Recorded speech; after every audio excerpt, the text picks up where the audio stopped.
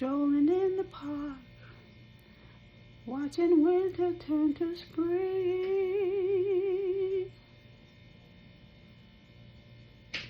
strolling in the dark, watching lovers do their thing.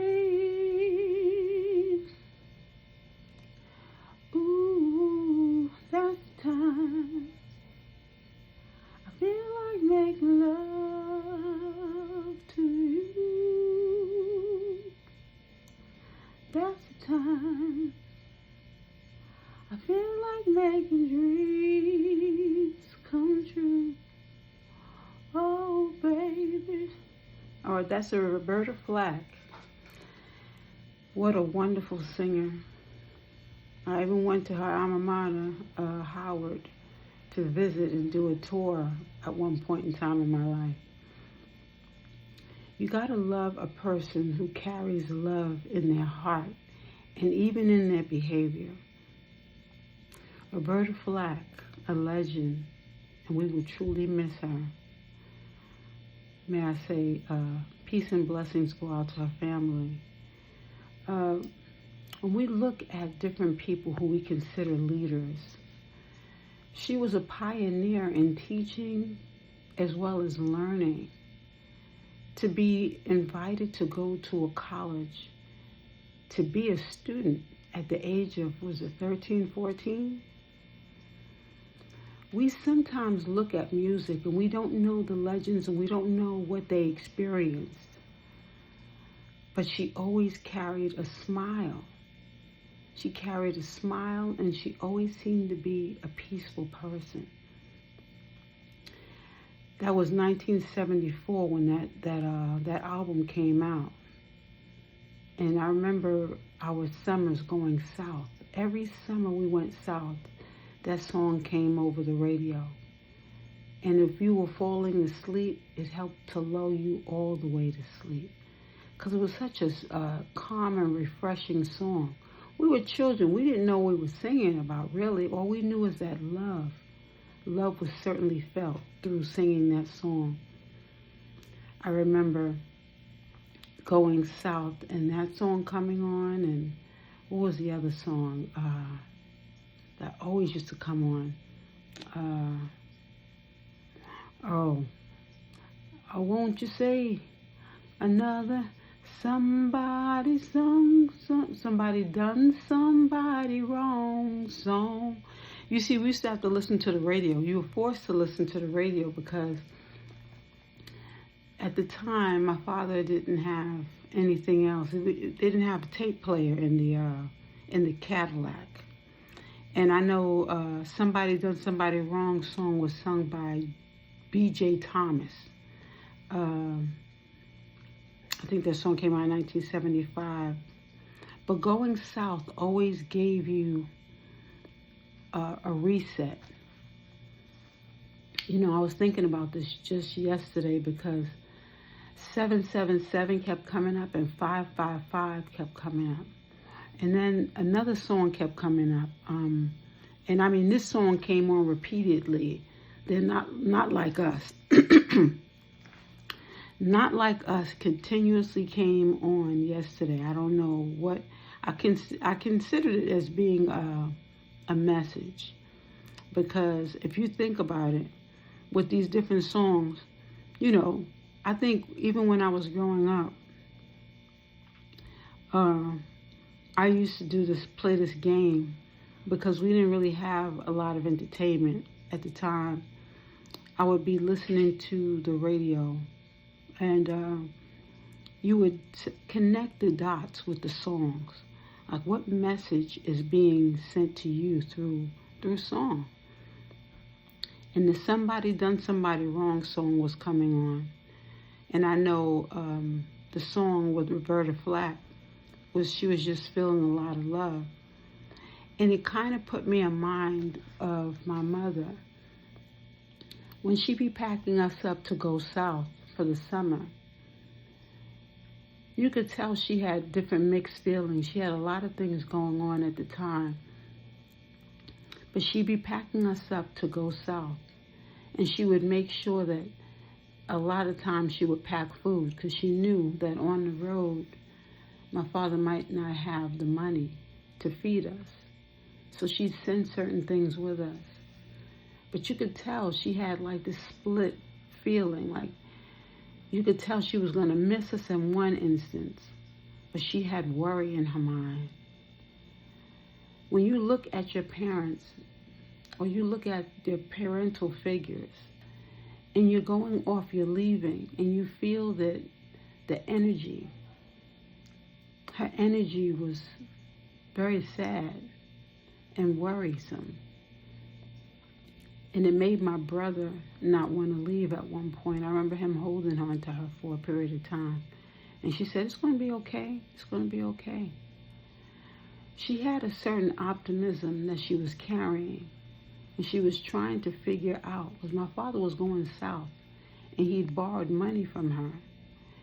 And she gave it to him because the children were going with him. And she felt like at least if he had it, he'd be able to take care of the children.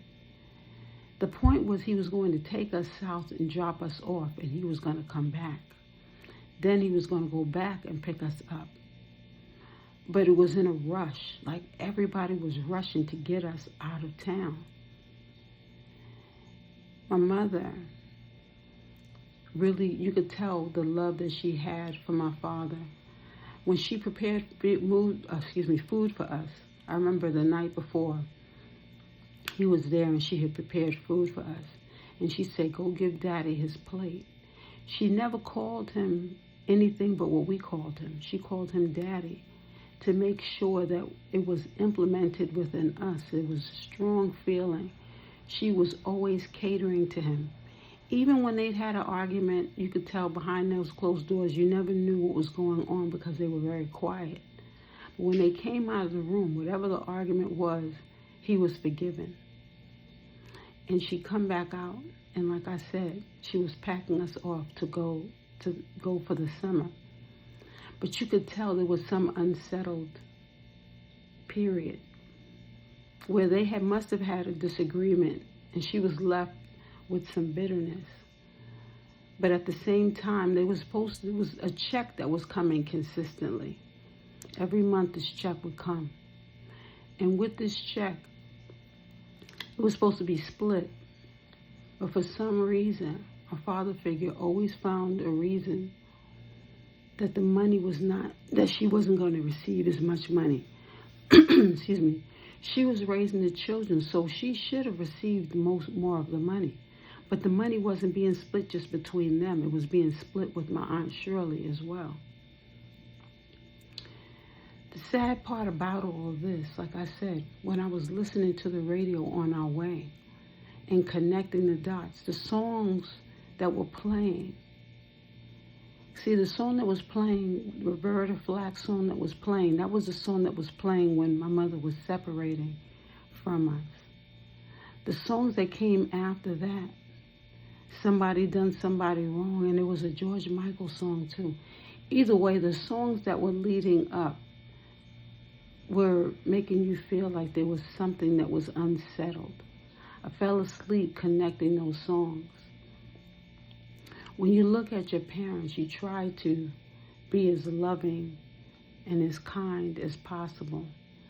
You look at the different things that they're teaching you, different experiences that you have with them, and you try to grow and persevere from these experiences.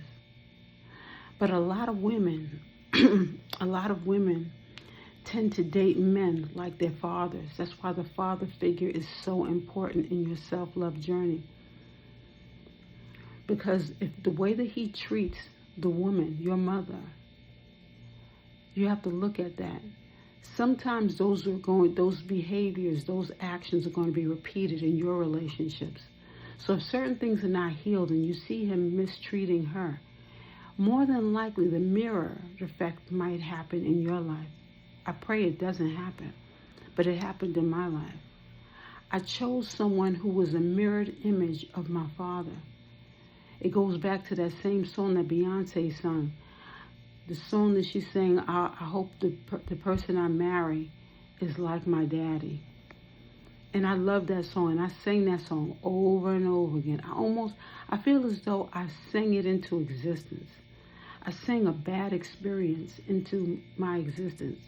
And I hate to put a bad frame on this one, but I have to connect the dots as they come. Each song that came on that radio connected those dots. I was dating this guy who I didn't realize that behind the scenes he was hired to make me feel a certain way, to make me feel a certain insecurity. He took the confidence that I had, crumbled it up and stepped all over it. Now you say, why are you so bitter? No. I have to say that the experience was had. God allowed me to have that experience so that I could grow and persevere and not be so naive about how men could be.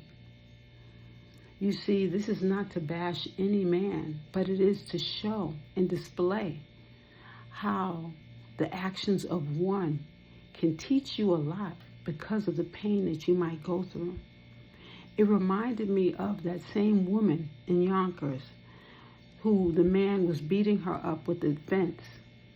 But this male that I thought I chose, who started out to be so nice in the beginning, this man who I thought I'd chosen, but he apparently met up with family members and they discussed the connection and what he was to do to gain my attention. This man was brought into my life to teach me. Now again, these lessons were not physically abusive, but were verbally abusive. And with each experience, even with cooking in the kitchen and some of the things that he did to make me feel like the smallest pebble on a beach, I couldn't believe that I was even having these experiences. I mean, it was almost like a vampire. You fall asleep and you wake up and your energy is just gone. You are depleted to such a percentage and you don't understand how it was even possible. You see, I remember one experience where my mother was like that. My father was leaving and my mother was so tired. But she wasn't tired like this the day before. What could have happened? You have to connect the dots so that you can learn the lesson. And the lesson is the blessing. For you to choose wisely when dating. For you to be careful and mindful of what it is that you're feeling. We don't always know what we're feeling. We pick up on different things, but we don't listen to our inner voice talking to us, telling us this person is not right for you. You struggle and you fight with it because you say, but he was once a nice person. But nice and nicety, and then turn into deplorable behavior. You've got to be mindful of the choices that you make. The inner voice, the little girl or the little boy within you is telling you, is directing you to make a better choice when you're dating. But you don't see it and you're fighting it. You're fighting it because you've never had this experience before. But remember, each experience is to teach you. So remember, because after having this experience and actually leaving, I'm talking leaving the full state and going elsewhere, waking up to the reality of what was happening, I was only able to think more clearly after I had left. Because while I was still there, it was like a spell was put on me. You have to be careful and mindful when dating. Understand what it is that you're going through, even if you have to journal it all out, which is somewhat what I had to do. Journal it out. I ended up writing the story. It was a book that I've written, but I ended the story on a good note because I wanted the story to be a happy ending. Now, the story that I'd written, I had it on my computer, and somehow that computer somehow I no longer have the computer, and I believe the story was in that I left the story in the computer beforehand. But with that, I don't have any regrets because I put a happy ending to the story. Even though the happy ending was with the person, I know that that was my way of cleansing the story. I feel more whole now after the experience, being able to look back on it and learn from being around a person like that. When you're not healed and another person is not healed, you can trauma bond, share the different horrible experiences that you've had growing up, and you bond together on that frequency. But somebody's got to come up by a healed experience. You can talk about it and you can journal it, but you have to persevere from it. That person did not persevere from it. They stayed there and is still living an unhealthy life. I had to remove myself from the experience so that I could grow. Remember, your parents, the experience you might have seen with your parents or anyone in your life can be an unhealed situation, but you're supposed to see it and learn from it and grow and go on about your business. Just like that experience. That was an unhealed experience that I was having. And it helped me by watching what my mother went through to help me to see that I was mirroring her with my father figure by choosing a person who started out being very nice and kind, but as time progressed, started showing a different view.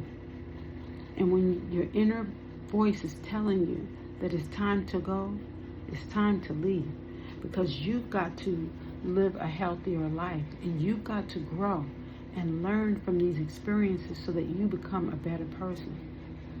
I can look back on those experiences with my mother figure, my father figure, and that male figure. And I can say that I've graduated because I now see where I went wrong. I now see where these experiences have helped me to elevate me into the self-love journey. And I can say that we as individuals must be healthy enough to see the wrongs as well as the rights, persevere and grow so that we can move forward on a healthier platform. Remember this. So lovely being you.